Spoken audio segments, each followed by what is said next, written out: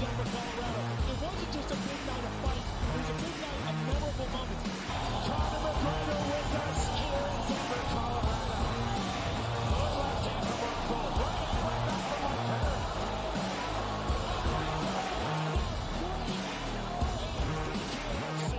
Can I get a face-off with Conor McGregor, man?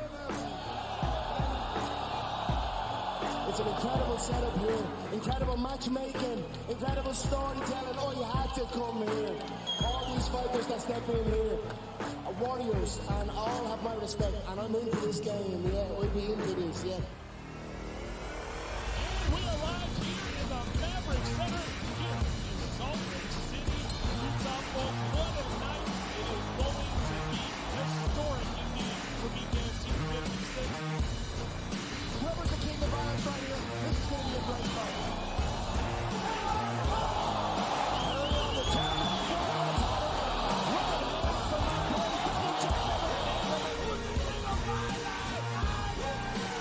Combat fighting in its purest form, bare knuckle fighting in the city of angels.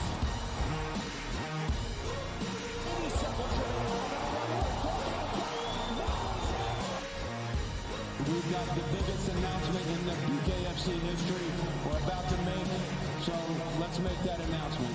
What's up, Knucklemania? The notorious Conor McGregor here. Ladies and gentlemen, the huge announcement that I have for you today. Conor McGregor, myself, and McGregor Sports and Entertainment is now an owner of Bare Knuckle Fighting Championship. Welcome to the big leagues. David Feldman, baby, we did it. He's now an owner of BKFC with us, and we're going to take this motherfucking thing all the way to the top now.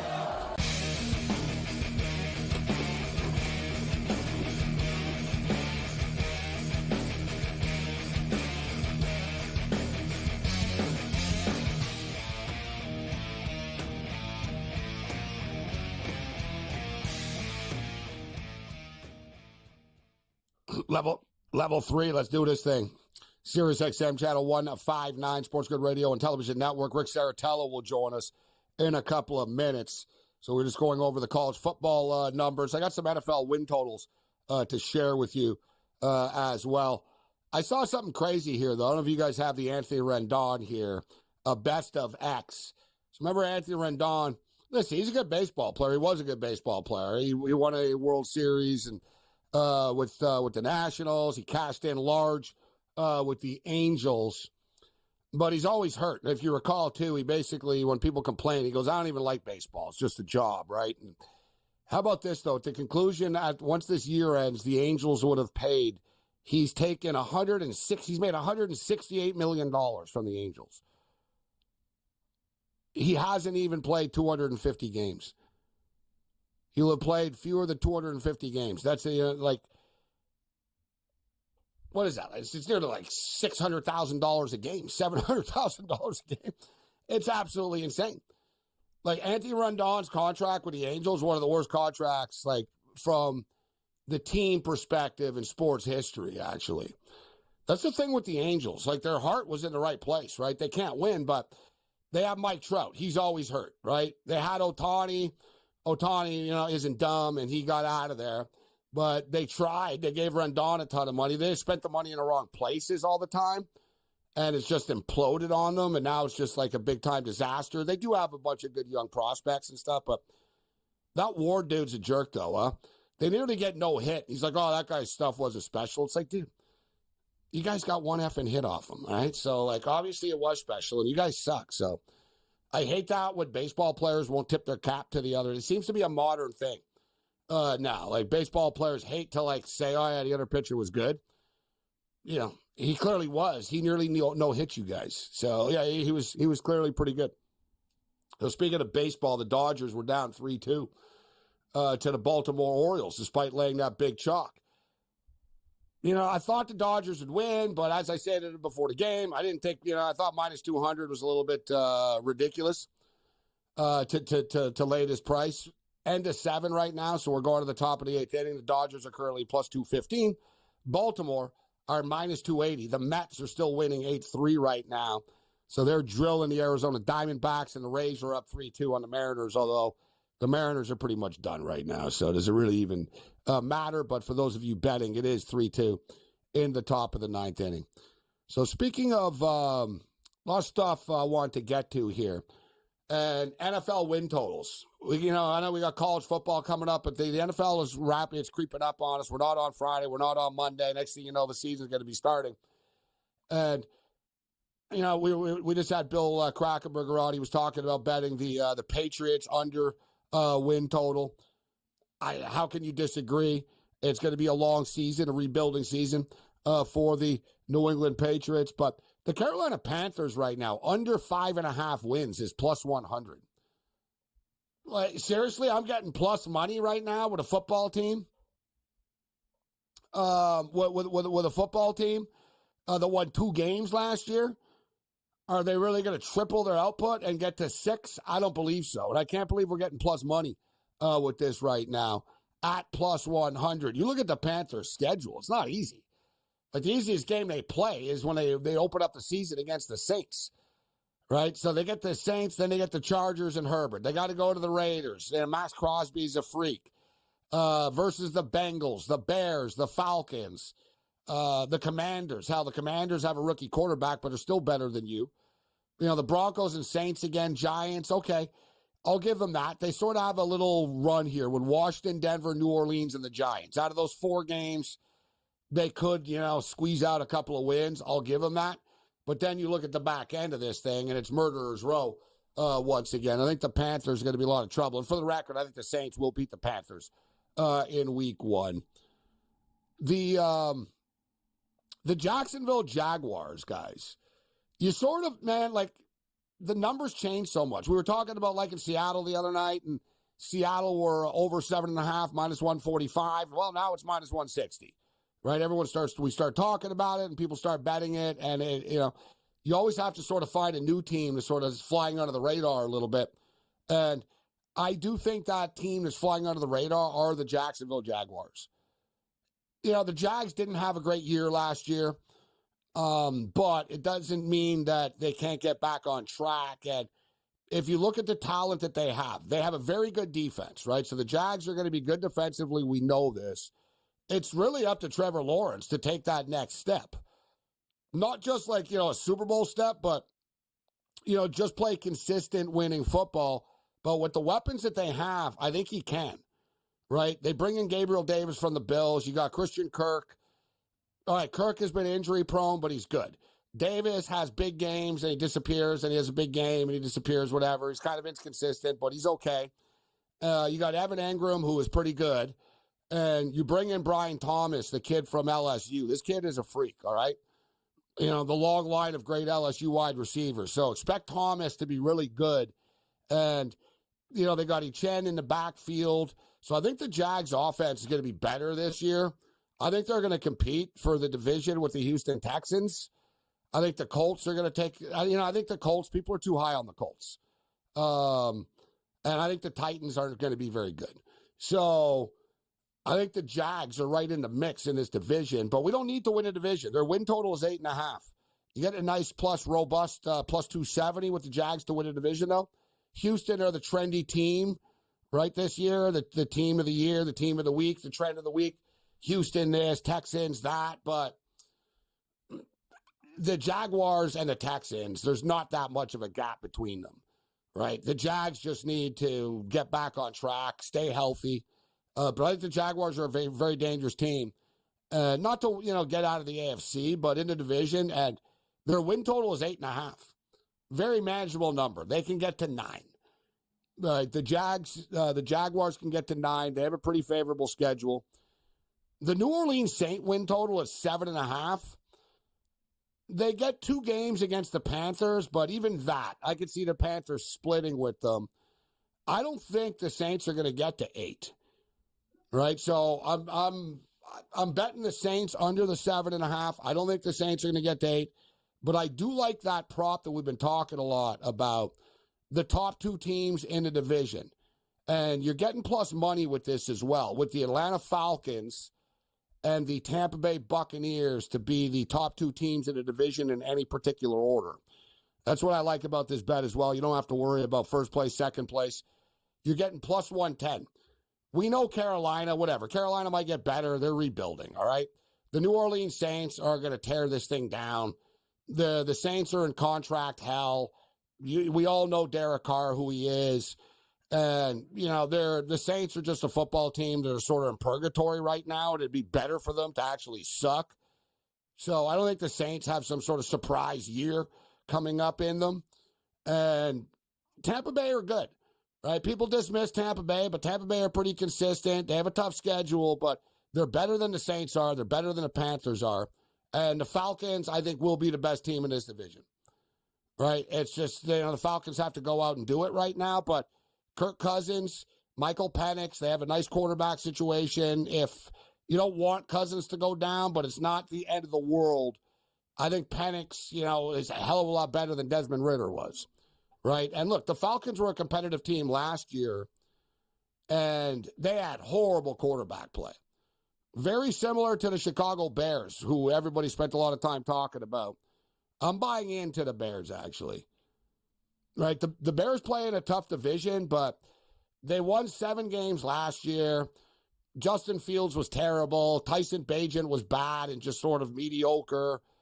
The Bears have a top 7 defense. They're loaded on offense right now. And, yeah, they play in a tough division, but they're going to be good. Caleb Williams is going to, he's going to light it up. He's going to win the Rookie of the Year, too.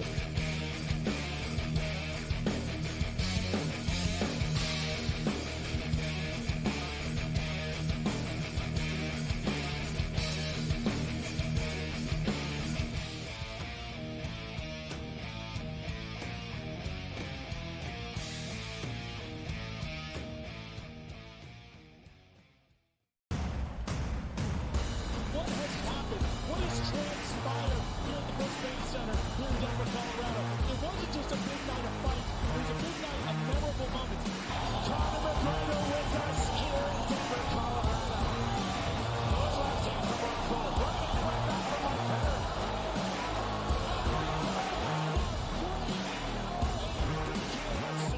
Can I get a face off with Conor McGregor, man?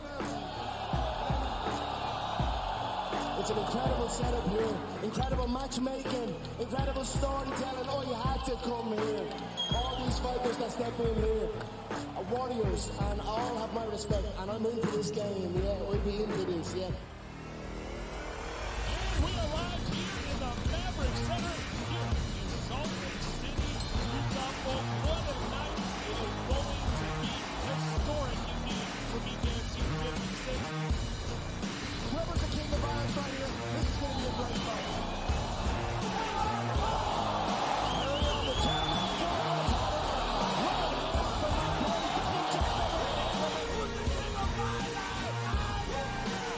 Combat fighting in its purest form, bare knuckle fighting in the city of angels.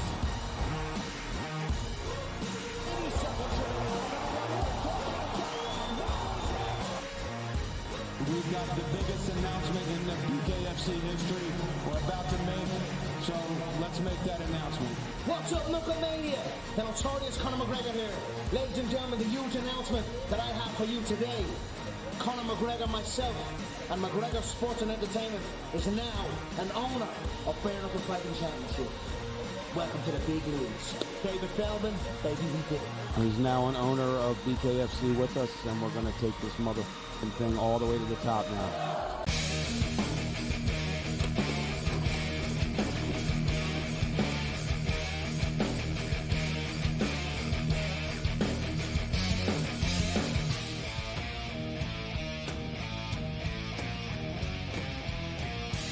The Twisted Tuesday continues. This is SportsRage. I am Gabriel Morency, the pitch, the players, the hustlers, the people, the bust them, and everybody else in between.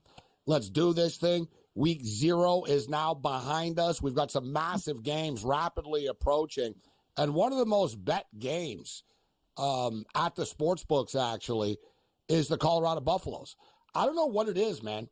Like, honestly, like, we're talking about a 4-win team. I get it. Deion Sanders was a star in the National Football League, but the level of attention, that it's one thing to say, oh, the media talks about Colorado a lot, which we do, but people watch them a lot, right? People bet on them a lot. Like, they're literally one of the most bet on teams to win the national championship. this year. And the Colorado North Dakota State game is the most bet game of the week, more than Notre Dame and Texas A&M, more than Georgia and Clemson. A North Dakota State game is the most bet game of the week right now in Las Vegas. Rick Saratella steps up and in. And Rick is a scout with the Edmonton Elks, founder of the NFL Draft Bible. So Rick pounds the pavement and knows all about Division II, Division III, FCS players, and everybody else in between. And North Dakota State, as we know, Rick, they're no joke, bro. They're 9-3, dude. Their last 12 games against FBS teams. Like, they don't show up to cover. They show up to win, these guys. And they're getting 9.5 points. And the public, Rick, is running to the window to bet on Dion and the Colorado Buffaloes. And Dion seems like he's more preoccupied with fighting a battle with the Denver Post right now than worrying about North Dakota State. And this game is rapidly approaching, less than 48 hours away. How you doing, Rick? What do you think about this big game? Hey, buckle up, Gabriel Morency. The Bison are in town, man. Circle the wagons. We got the Bison, the Buffalo. I'm here to tell you, this is the matchup I have circled on my calendar for the week 1 college football docket. I mean, who's not excited about this? You got Colorado. You know, they kind of captivated the nation's attention last year with that 3-0 start. They were in the top 25, rocking and rolling. Shedeur Sanders was revving the engine and looked like he was making a dash to the NFL draft. Well, then they got a taste of reality. And I'm here to tell you that reality could be served up here in week 1 because you've got a Bison team that has gelled and played together, and these small school guys have continuity. There's a lot of seniors. There's a lot of coaching carryover, whereas Colorado, they've got the prime. They got the glitz. They got the glamour. They got the transfer portal, 60 transfers coming in. It takes time. You don't just put some duct tape around it and trot out on the field and everything's rocking and rolling on cylinders. So I think this is going to be a close matchup, a high-scoring affair. I think the offensive line is what everybody's been talking about with those Colorado Buffaloes. And watch out. The Bison might surprise and be on the upset alert here. Rick Saratella kicking it with us. Man, what a great week of football that we have coming up. Well, the NFL is rapidly approaching. We're now 9 days away from the start of the NFL season, but one big game and heavyweight matchup after another this weekend on the college gridiron. So what's your prediction here, Rick? My bet is, listen, I'm taking North Dakota State plus the 9.5. I don't know if they're going to win the game. I think they can win the game. And I know New Mexico, whatever. The Lobos aren't on the same, whatever. But Montana State are a big-time team, right, in the FCS. They got all that they can handle from New Mexico, who are the big underdogs. Now I think it's sort of vice versa. Like I said, North Dakota State, I think, are in this game. Colorado should survive, Rick. But it wouldn't surprise me at all if North Dakota State won this game outright, to be honest with you. But I'm taking the 9.5. What's your pick? You know, you could keep the stinking points. I'm going to go with North Dakota State here. I think they're going to go up early. Hey, they're going to get out to a lead here. Yeah. They're going to get out to a lead here, and I think just kind of kill the clock and squeeze the Colorado Buffaloes dry. I think the Buffaloes are going to get off to a shaky start here. Like I said, a lot of moving parts, a lot of pieces coming in. Deion Sanders, where is his focus, man? These press conferences are odd. It's an unorthodox approach. Say what you want. I mean, they are bizarre. And to take that much time to worry about and read what everybody else is saying and thinking about you, I mean, you're giving – up the control of your mind to other people, to the media members. Like, focus on you and handle your business. And I'll tell you what, the trains can come off the track real quick on this Colorado season if they get off to an 0-1 start. Look out.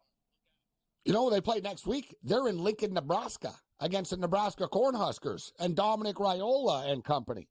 And that's a program that looks like they're about to turn the corner, Rick. Raiola's the real deal, this kid. That's right. And Matt Rule has gotten a lot of praise around the scouting community for what he's done there in a short period of time. I think Nebraska takes a big jump. Colorado, they better take care of business here in week 1 because I'll tell you what, 0-2, 0-3, Colorado. Hey, Deion Sanders, you could see him leave the team with Shedeur Sanders. Never mind Shedeur Sanders opting out. Deion Sanders, the kitchen might get too hot for him in Colorado. He might opt out. right before the season's ended. People thought I was crazy. I've thrown it out there that are they a package deal potentially in the National Football League?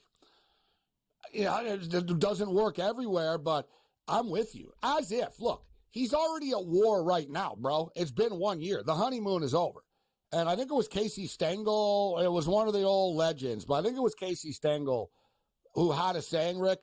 You know, you got into it with the media, and he basically said, he goes, nah, don't get into it with the media. They never run out of ink. And that's the thing. Like, if you're Dion, they were nice to you and you were 4-8. Like, the knives are going to start to come out if you want to start a war with everybody. And you see the national media has, you know, they're starting to turn on Dion right now. The pressure is on. And I got to wonder, too, you know, their win total, Rick, is 5.5. All right. They have a pretty tough schedule. I think they could win 6 games. They could also win 4 games. And my feel, Rick, judging by the sense of their character, I wonder if Sanders even plays the whole year. If things implode, does Dion roll them out late in the season? Or does he say, no. We're going to the National Football League. He's going to the National Football League. We're coming up against it here, Rick, with the break. But I want to ask you on the other side, because me personally, I think a lot of the media stuff is overblown at times when they call, like, people said, oh, Micah Parsons is going to be a character concern. Remember you and I said that's ridiculous. You know what I mean? But if I'm an NFL team, I got my concerns about drafting Shedeur Sanders. I'm just being real. More Rick on the other side.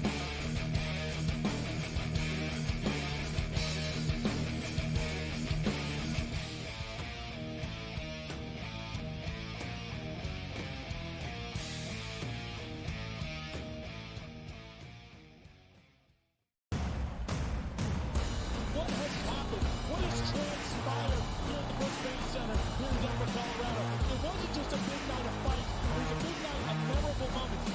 Conor McGregor with us here in Denver, Colorado. Left hand from Marco. Running right back from my parent.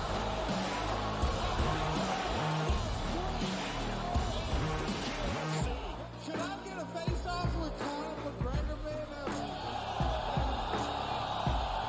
It's an incredible setup here, incredible matchmaking, incredible storytelling. Oh, you had to come here. All these fighters that step in here are warriors, and all have my respect. And I'm into this game, yeah. We'll be into this, yeah. And we arrived here in the Maverick Center here in Salt Lake City, Utah. Folks, what a night it is going to be. Historic indeed for BKFC 56. Whoever's the king of violence right here, this is going to be a great fight.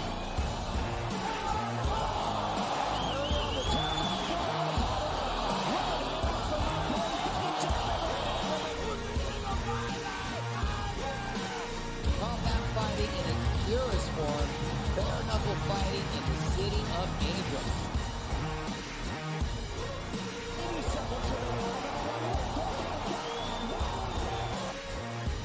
We've got the biggest announcement in the BKFC history we're about to make, so let's make that announcement. What's up, Knucklemania? The notorious Conor McGregor here. Ladies and gentlemen, the huge announcement that I have for you today. Conor McGregor, myself, and McGregor Sports and Entertainment is now an owner of Bare Knuckle Fighting Championship. Welcome to the big leagues. David Feldman, baby, we did it. He's now an owner of BKFC with us, and we're going to take this motherfucking thing all the way to the top now.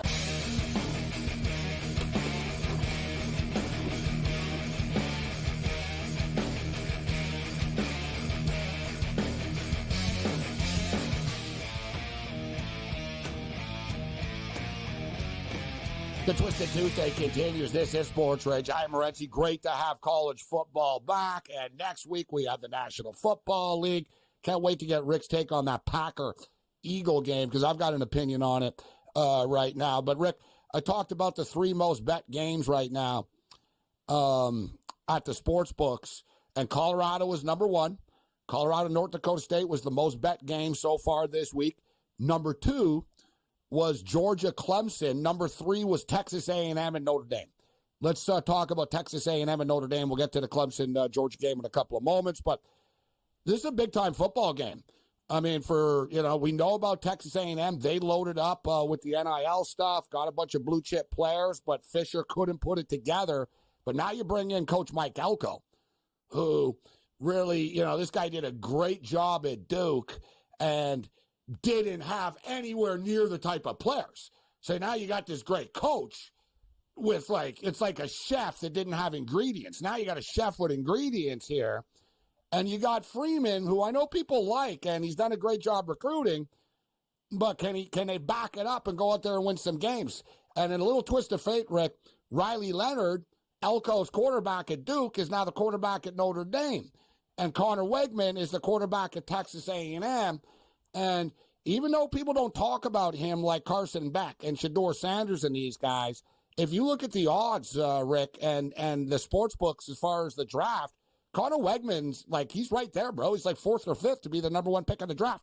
I don't agree with that, but the fact is the sports books aren't stupid, and they have him up right now.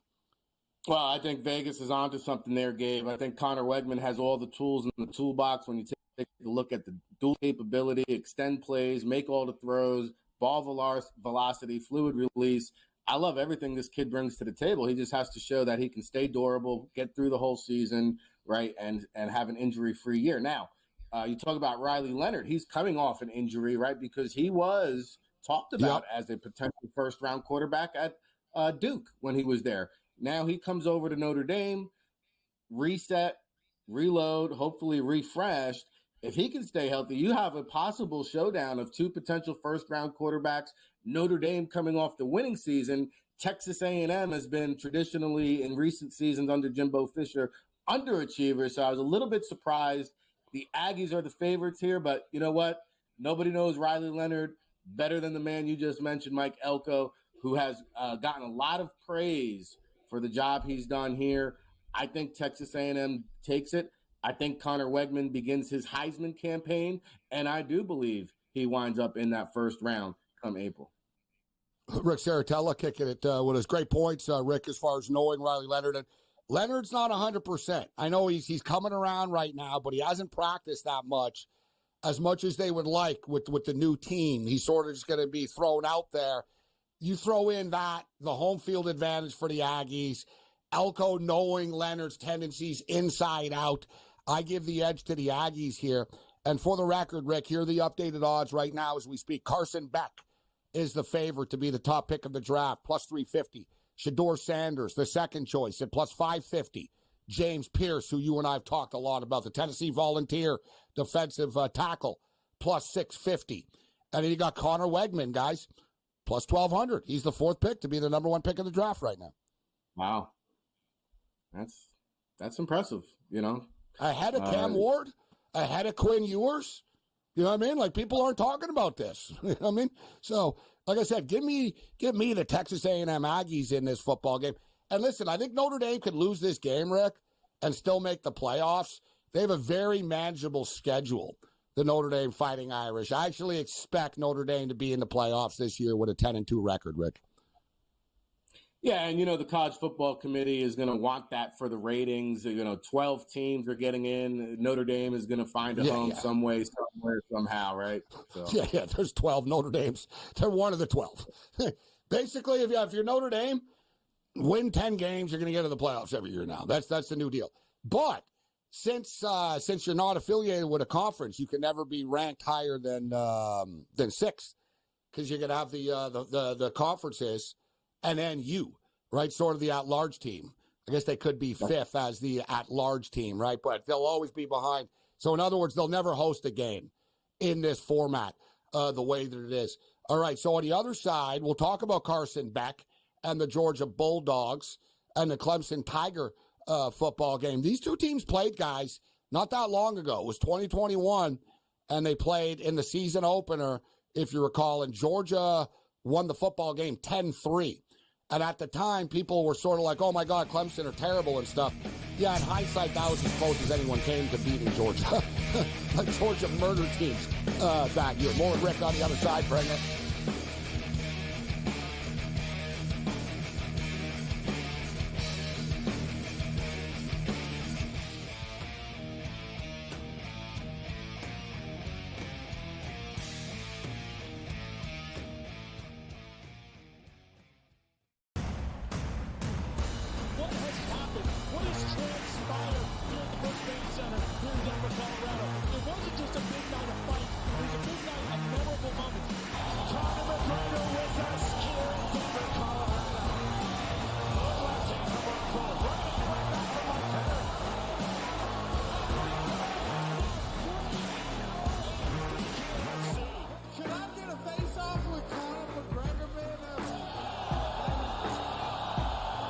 It's an incredible setup here, incredible matchmaking, incredible storytelling. Oh, you had to come here.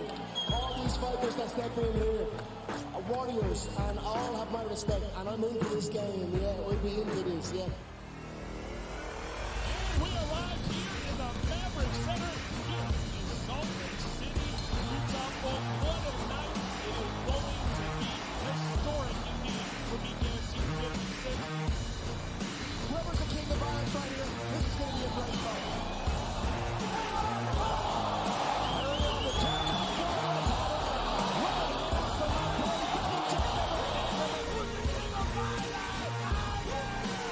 Combat fighting in its purest form, bare knuckle fighting in the city of angels.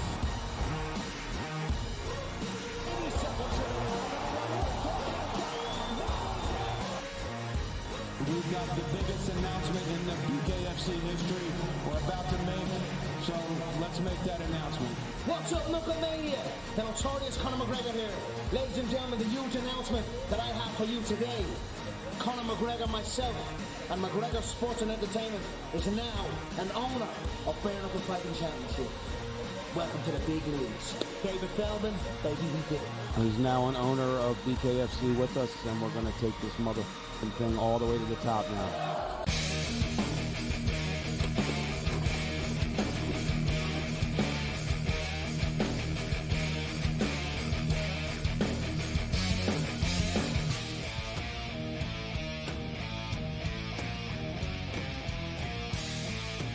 The Twisted Tuesday continues. Countdown to kickoff is on. There's no turning back once Thursday night gets here. Although I do take exception to people saying football is back, because football has been rocking in the CFL. And we'll talk some CFL football with Rick Saratella, as Rick was in my hometown of Montreal. I haven't been to an Alouette game in Montreal in years. As I bring it up right now, actually, it's a fun stadium, isn't it, Rick? It has sort of that, I don't know what your vibe is, but it sort of has high school, college football vibe to it. But in the city, right, there's like a bunch of, like, you know what I mean? There's a bunch of, in Montreal, guys, like, you know, teenagers will go to the game. They can't name the players. It's a date night, right? Or, you know, a bunch of dudes just go and get blasted and stuff. And, you know what I mean? Bet on the game. It's a real sort of cross. But, Rick, you were there. They honored the 1974 Montreal Alouette football team. Marv Levy was the coach. Heisman Trophy winner Johnny Rogers out of Nebraska was the running back. Great tradition of football in Montreal, Rick. Good football city, that town. Yeah, great night if you were an Alouettes fan. But I will say the city definitely is an amazing city. The architecture is incredible. I think they've done a great job of kind of keeping the old style architecture while still embracing modern buildings and you know, the skyline. Did you make it out to Old Montreal at all? Did you go? Been there? It's did you see Old Montreal? The college like there's actually campus. Sorry, I was going to say, Rick, did you go to Old Montreal though? There's actually where there's a cobblestone roads and all that type of stuff. Oh, I'll tell you, you know, there's so much to see in that city, but, you know, when you're on the stadium and you've got the cross on the top of the mountain, just with the sun shining down on you, and the old cathedrals in the background, and McGill University, it's a college venue, but it holds 25,000, and they pack the joint. And I'll tell you what, man, these fans are incredible. They're really into it. I was up in the press box, the open booth press box, but I really got a true feeling for it when I went down on the field in the fourth quarter. As you know, it was a close game, and the ambiance and the atmosphere was as good as I've been around. Yeah, it's a fun, like I said, it's a fun, when they're winning. If they're not winning, people will turn their back on them pretty quickly in Montreal. But the Alouettes, and in fact, right now, the Alouettes are 18-1 in their last 19 football games, which is the best 20-game run, 19-game run, whatever, since 1961. All right, so it's been that, and it's funny because people don't really look at them as like a dominant team, right? Like last year, they were underdogs in a championship game, and they won, and people were like, oh, well, they're not that good coming into this year. It was kind of a fluke. They won last year, and man, Cody Fajardo's just sort of, you know, found himself again, you know, in his career. It's a great run. Big game. And big games in the CFL this week, too. Labor Day weekend. I always talk, Rick, the season doesn't start until Labor Day. And you know better than anyone in the West right now how crowded it is. Edmonton, your Edmonton Elks and the Calgary Stampeders. This is a big game. I don't want to put too much pressure on you guys, but realistically, you need to win this game. Like, this is one of those. It gets real right now. Division rival, province rival, head-to-head records, all this stuff with the playoffs, Rick. Massive game for the Elks this week. That's a huge game. And quite honestly, they should feel the pressure. Everybody should feel the pressure. We got to win. And there's no excuses to be made. You got to go out there. You got to win ball games, home and home. So there's a great opportunity in the standings to kind of flip where we sit. And we got to go get it, go get after it. The men know what to do. And I'll tell you what, man, the one thing I'm proud about this Elks club is that they fight. They fight to the end. We've been in every single ball game, and they know what they're capable of doing. But, I mean, we got to stop making excuses and just go execute. Yeah. Hey, you know what? You kind of are what your record says you are, but the Elks, they're better than a 3-win team. Like you said, like the effort, the battle is there, but now it gets real. Like, it gets real for everybody. BC have lost 5 freaking games in a row suddenly. Right now. All right, Rick. So as far as Georgia and Clemson is concerned, like I said, they played a couple of years ago and it was 10-3. People are very down on Clemson as a whole, yet I think it's a little bit of tunnel vision. They've won 10 or more football games in 12 of the last 13 seasons. So, have they won a national championship in the last couple of years? No, but they've also won 10 games every year. Last year, they did go 9-4. They closed strong. I think they're going to win the ACC, Rick, but this is a tough task for them to open up against the Bulldogs. Yet I think this game is a lot closer than a lot of people think, actually. I'm taking Clemson plus the 13. No doubt about it. I think this is going to go down to the wire just like it was when they played last. That was, for a 10-3 matchup, that was about as exciting of a 10-3 low-scoring affair as I can recall. You're right. It was intense. It was. And I'll tell you what. Dabo Swinney comes up big in big games. So I want to put it past Clemson to upset Georgia. I do have the Bulldogs winning this thing. I think Carson Beck is the kind of eraser, the equalizer, if you will say. But I think we're going to have a very interesting and say maybe the most exciting college football season, Gabe, because when you take a look at the traditional powerhouses, right? Alabama has a new head coach. Michigan has a new head coach. Dabo Swinney has really not embraced the transfer portal. And all the while, there's Kirby Smart, kind of the new king of the jungle, right? Yeah, and new I think kingpin. This is going to have a lot to say with kind of the college football landscape. One thing, Rick, though, about this Clemson Tiger defense, defensively, we know they're studs. And they've got a ton of talent, once again, on the defensive side of the football. The SEC used to be defense. It isn't anymore, Rick. The SEC, that conference, you need to score 45 points to win games almost. It's track meet. So where I'm going with this is, tell me, who's better. You look at Georgia's schedule. I'll put it this way. Clemson's defense is better than Alabama's defense. It's better than LSU's defense. I can go down a list of teams. Ole Miss's defense is pretty good. Clemson's defense is better. So where I'm going with this is Carson Beck. This is going to be arguably the toughest defense that he faces this year, actually. So it'll be an interesting test for him, Rick. Is he really all this? Is he the number 1 pick in the draft? Let's see, because this is would you agree? You're not going to face a better defense than the Clemson Tigers. The SEC doesn't have a better defense than them. I would agree, and I would say, hey, you go into the season as the chalk favorite. Now you come out of the gates and you take the lead, right? You do what you're supposed to do, which is beat Clemson, have a dominant performance, take stake atop the Heisman race that we just talked about. Could be any one of these quarterbacks that we're mentioning, but most importantly, keep on top of that NFL draft number 1 status. That's where the money is to be made, and that's where Carson Beck sits right now. And I don't know anybody around the National Football League that if the draft were held tomorrow, I don't know anyone who would not take Carson Beck if they needed a quarterback. Rick Saratella in the house with us for a couple of more minutes. Rick, man, I can't imagine how many scouts are going to be watching and are going to be in attendance at the USC and LSU game. I'll be one of them, except I'm not on the clock. I won't be scouting the game. I'll be betting the game and enjoying myself. And I'm betting on USC. I'm taking the USC Trojans in this football game. I think, you know what I mean, there's a lot of negativity because of this and that, and people want to go after Lincoln Riley. Okay, talk to me about Brian Kelly. All right, you know, what's up? Look at this LSU team, too.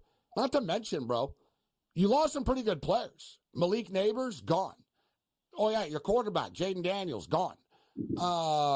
Brian Thomas, who I think is going to be a stud, Rick, with Jacksonville, gone. And I get it. You can say, oh, Caleb Williams isn't there. Whatever, bro. Moss threw 6 touchdown passes. Quarterbacks are replaceable in Lincoln Riley's system. And I think people are sleeping on Zachariah Branch. And I know you know him, Rick. Yet even Riley told him, he goes, kid, listen, you're Reggie Bush, but you've got to be more consistent and take this to a next level and be more of an all-around football player besides just sort of a big play guy. And they say he sort of embraced this right now. I can't wait to see this USC offense on Sunday night against LSU. This game's going to be a track meet, Rick. There's going to be a lot of points scored. Nussmeier takes over for Daniels. Moss takes over for Caleb Williams. I like USC in this game.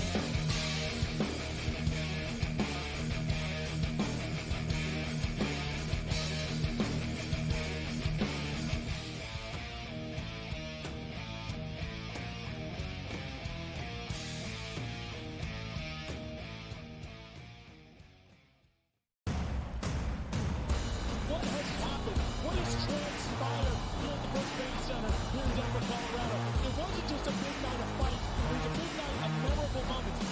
Conor McGregor with us here in Denver, Colorado. Those left hands are on goal. Right back from my head.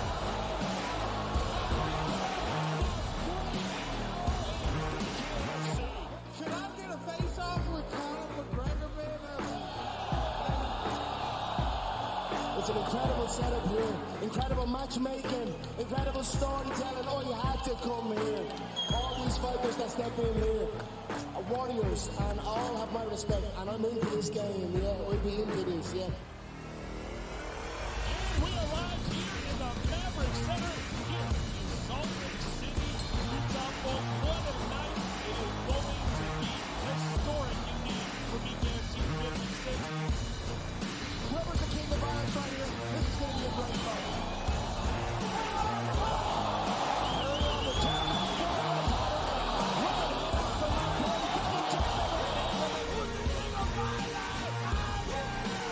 Combat fighting in its purest form, bare knuckle fighting in the city of angels.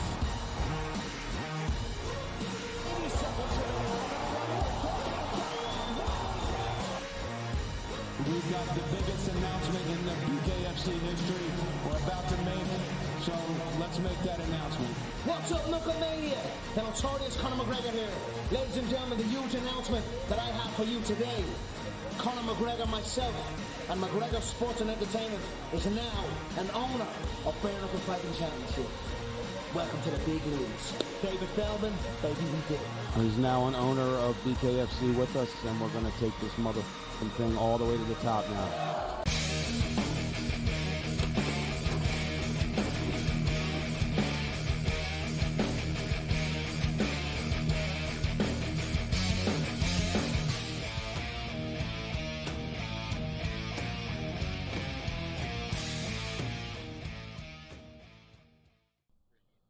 This is SportsRage. I'm Morency. Shout out to Rick Saratella. Thanks to Rick for joining us on the program, talking about the USC and the LSU game Sunday night in Las Vegas. And, you know, these two teams really are mirror images of each other in a lot of different ways. They both have big-time coaches that have had a lot of success but haven't won a national championship before, right? Both teams have potent offenses. Both teams have fan bases with extremely high expectations. Both teams are replacing Heisman Trophy winners at the quarterback position. The last two Heisman Trophy, you got Caleb Williams and Jaden Daniels, who both teams are replacing. There's just, like I said, there's so many similarities between the two of them. And it really is whose defense can step up and make a couple of more plays in this football game. But I've you know what? I've started to talk myself into to the USC Trojans in this game. And Remember there about 6 months ago, whatever, there was a lot of talk. Oh, Lincoln Riley wanted out of the game last year. He didn't even want to play this game. USC are scared. I don't think USC are scared. I think USC are pretty confident actually coming into this game. I think LSU are confident, but the fact is it's in Las Vegas, so it's not a home game for USC. We can call it a neutral site game. It's more of a home game for USC. Let's call it out for what it is, right? Like 50% of the people on the Strip on a Saturday night are from California. So, like, the USC fans, like Vegas, LA, like there's going to be a ton of them. LSU fans travel well. So I'm not disputing that, but even from the travel perspective, it's a road game for LSU. The LA to Vegas is not really a road game for the USC Trojans as much. So it's a West Coast game.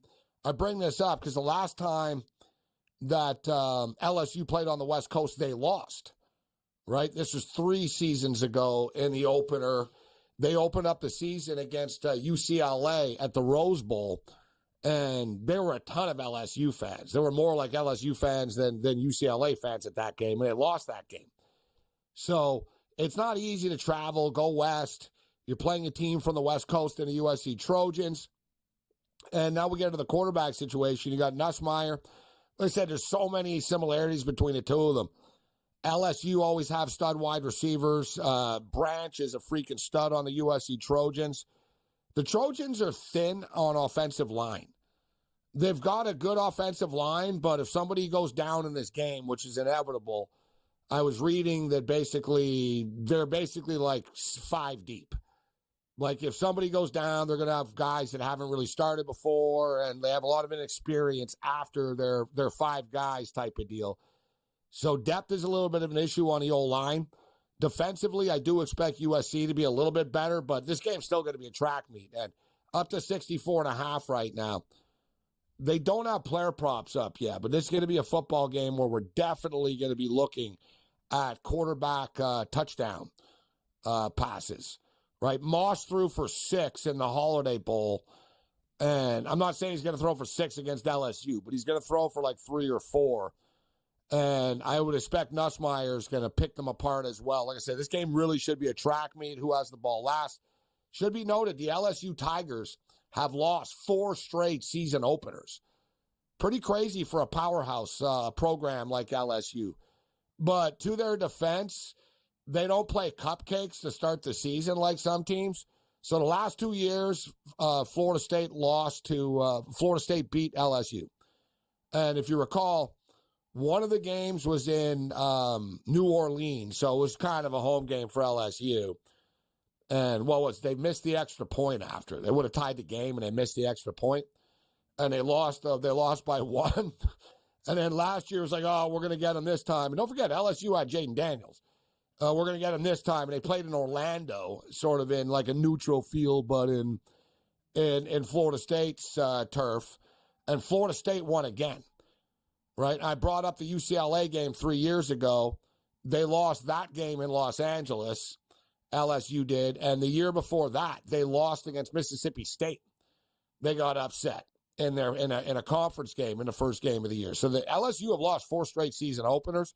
Kelly is getting defensive about it because people are like really asking him. And LSU do have some players that are back from the last 2 losses. He said, I've got guys with scars to prove from those 2 losses. All right, but should be a really fun football game, though, Sunday night. Like I said, national television, we're going to be there. I'm going to be on a USC Trojan plus the points. I really like USC's team total. It's 29.5. And like I said, if you're betting any of the overs in this game, get in on it because they're only going up, right? I mean, USC's team total was 27.5 at one point. It's 29.5 right now. And what I like about that is it wouldn't shock me if USC lost by 5 or they lost by 7. If they lost 37-30 or something like that, or a little even higher scoring, 45-35, wouldn't shock me. So, the game, I think the game's going to go over. And I do believe that the team totals are a good play. Like, if you like USC, I like the team total. I'll play USC. I'll sprinkle on the money line a bit, but I'm going to attack the USC team total more than anything. One interesting story I saw today, too, I wanted to get to. We've talked about this in the past. And remember years ago, I talked about Grand Canyon, the university, Grand Canyon, the Lopes. And they were brand new. And I said, you know what? I said, hey, you know what, guys? And there's this new school. They're just opening up right now. And it's the first school ever to admit they're there to make money. They're publicly traded on the stock market. And it's a bunch of hedge fund New York guys that have a Christian online university. But they built a little bit of a campus and stuff as well. And now we see, the Lopes are in the NCAA tournament. Their stock is it's through the roof. Their stock's like $135 a share. I told people about this when it was $8 when it started. And we've said criminally and tragically a couple of times over the years, what if we would have just taken all the money that we've bet and just bought all their stock all the time? How rich would we be? So I sort of suggest this. We'll hit this on the other side, but as much as we bet, a lot of these sports books right now are publicly traded as well. And it doesn't mean that, you invest in all of them blindly, and it sort of goes up and down a bit. But I came across an interesting story today in a business section about a sports book that is supposedly a hot buy.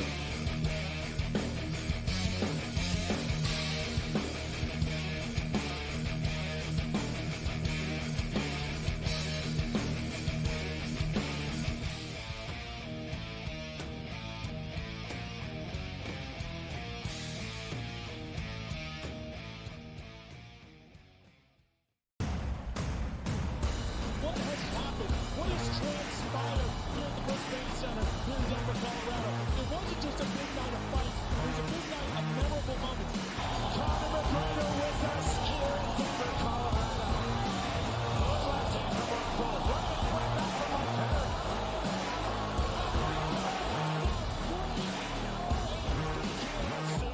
Can I get a face-off with Conor McGregor, man? It's an incredible setup here, incredible matchmaking, incredible storytelling. Oh, you had to come here. All these fighters that step in here are warriors, and all have my respect. And I'm into this game, yeah. We'll be into this, yeah. And we arrive here in the Maverick Center here in Salt Lake City, Utah. Well, what a night it is going to be. Historic indeed for BKFC 56. Whoever's the king of violence right here, this is going to be a great fight.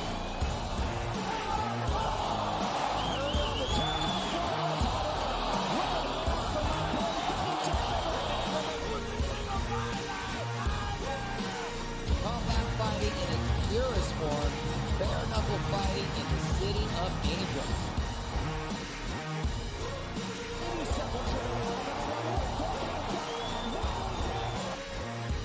We've got the biggest announcement in the BKFC history we're about to make, so let's make that announcement. What's up, Knucklemania? The notorious Conor McGregor here. Ladies and gentlemen, the huge announcement that I have for you today. Conor McGregor, myself, and McGregor Sports and Entertainment is now an owner of Bare Knuckle Fighting Championship. Welcome to the big leagues. David Feldman, baby, we did it. He's now an owner of BKFC with us, and we're going to take this motherfucking thing all the way to the top now.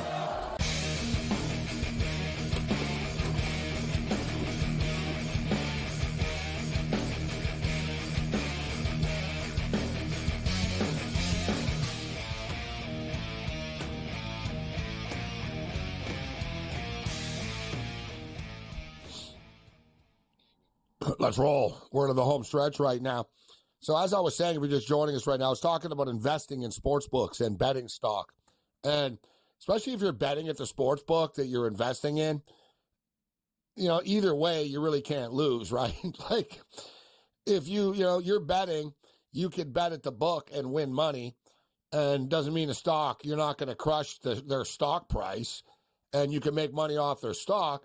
And if you bet with them and you had a bad year, you can say, well, at least I made money off the stock. I'm betting at my own book, so to speak. I actually own it. You're sort of a co-owner in a way.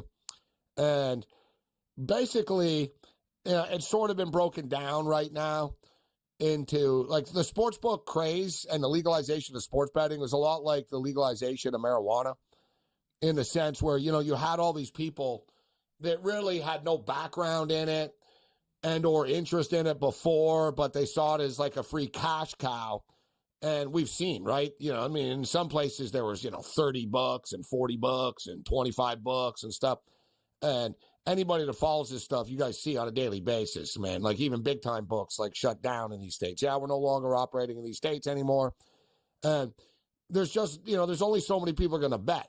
It is a massive industry, but a couple of books have sort of, DraftKings and FanDuel have like basically taken over the American market for the most part. They own 70% share of all bets in America.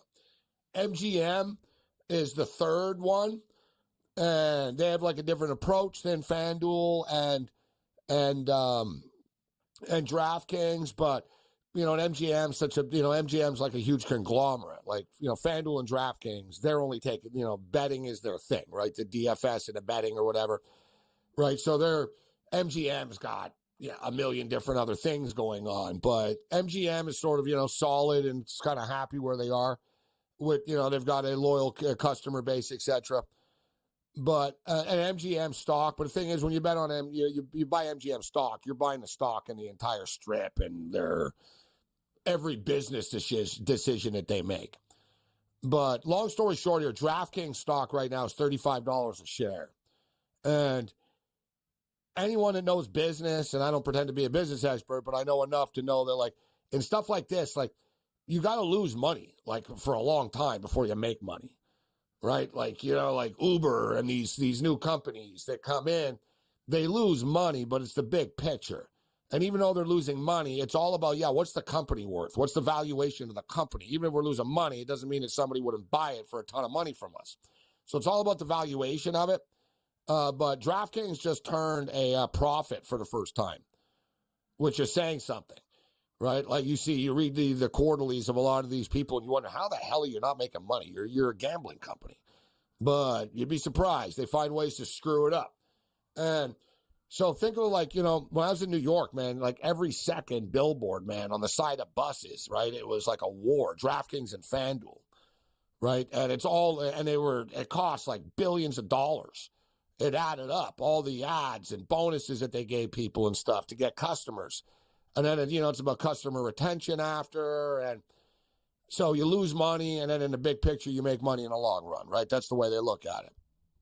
So anyway, DraftKings has turned a profit from the business side of things. And Wall Street analysts, with the NFL season coming up, they're one of the partners that they're going to get a spike here. And their stock could go up to like $50. It's $35 right now. So as I stated, if you're betting, why not invest in some sports betting stock as well? So, like I said, in a way, you're betting at a book that you technically own a little piece of. You really can't lose either way. And even better is if you win when you're betting, and, the shares go up as well. And they will in the long run. Right? They will in the long run. DraftKings and FanDuel have won the war. MGM, like I said, is a huge conglomerate that has their operation going. And, you see a lot of the other ones just sort of falling by the wayside right now. Except Stevens in Circa in Vegas, which that's an empire in its own right. And a sports bettor's paradise. Listen, the Superbook's awesome. Like, the Superbook is technically still the world's biggest sports book. It's massive. You walk in, if you've never been there before, you're like, holy, like, whoa, this is cool.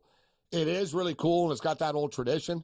But Circa, with the outdoor stadium stuff and the indoor book, is massive and classy as hell and stuff. Like I said, if you're a sports bettor and you haven't been down there on Fremont Street over to Circa, you should definitely check it out. We're going to be there this weekend, actually, getting into these contests. Other than that, you're on your own. Later.